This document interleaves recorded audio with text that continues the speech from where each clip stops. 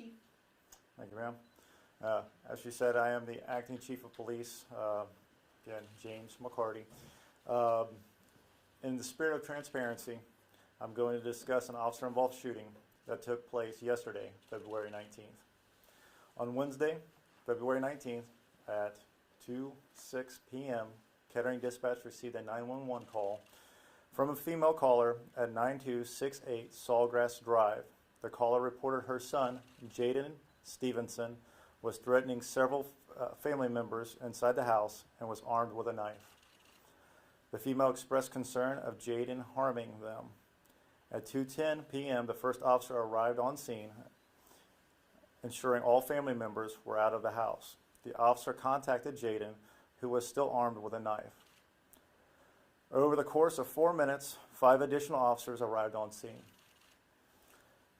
For 7 minutes, officers attempted to de-escalate the situation by attempting to develop a rapport with Jaden and ordering him to drop the knife. Ultimately, a taser and less lethal beanbag shotgun was utilized in an attempt to get Jaden to drop the knife so he could safely be taken into custody.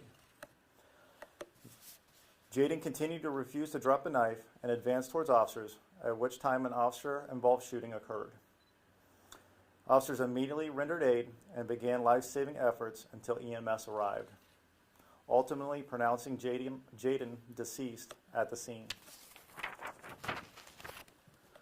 The Ohio Bureau of Criminal Investigations was contacted and to conduct a thorough, independent investigation with our full cooperation.